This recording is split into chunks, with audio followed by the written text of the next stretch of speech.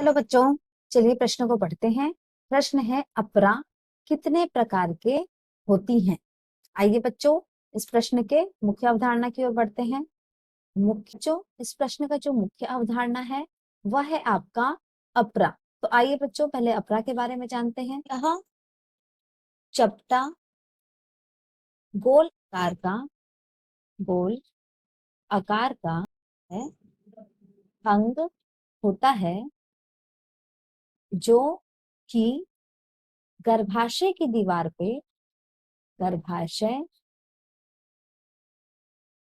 दीवार पे प्रत्यारोपित होता है तथा गर्भनाल की की सहायता से शिशु से शिशु से जुड़ा रहता है जुड़ा रहता है। तो यह एक चयनात्मक चयनात्मक अवरोधक अवरोधक के भांति कार्य करता है।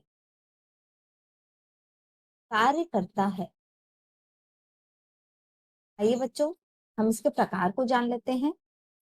प्रा के प्रकार बच्चों, भ्रूण झिल्ली के अनुसार भ्रूण की झिल्ली के अनुसार यह दो प्रकार के होते हैं।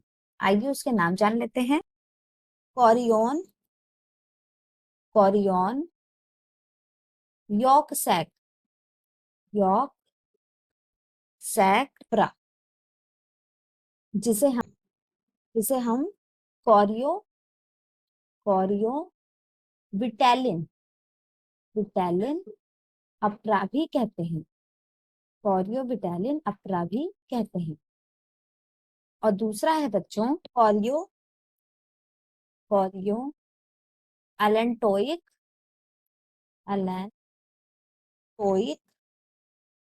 अपरा कॉरियो एलेंटोइक अपरा।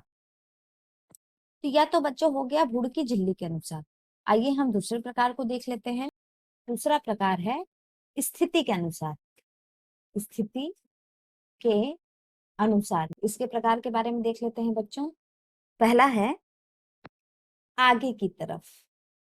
अगर गर्भाशय में आगे की तरफ हो इसे अग्रभाग कहते हैं या एंटीरियर एंटीरियर भी कह सकते हैं। तो है बच्चों, अगर अपरा पीछे की तरफ हो, पीछे की तरफ, जिसे हम पश्च भाग अपरा भी कह सकते हैं, जिसे हम पोस्टीरियर भी कह सकते हैं। और बच्चों तीसरा है फंडल। फंडल जब अपरा ऊपर की तरफ हो, ऊपर की तरफ यानी गर्भाशय के ऊपर की तरफ, गर्भाशय के ऊपर की तरफ। चौथा है बच्चों लैटरल। जब आपका अपरा दाई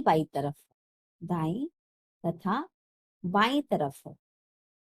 तो इस प्रकार बच्चों आपने देखा कि भ्रूण की झिल्ली के अनुसार दो प्रकार के होते हैं और स्थिति के अनुसार चार प्रकार के होते हैं। तो यह थे आपके अपरा के प्रकार। आशा करते हैं बच्चों मुख्य अवधारणा के आधार पर प्रश्न का उत्तर समझ आया होगा। धन्यवाद।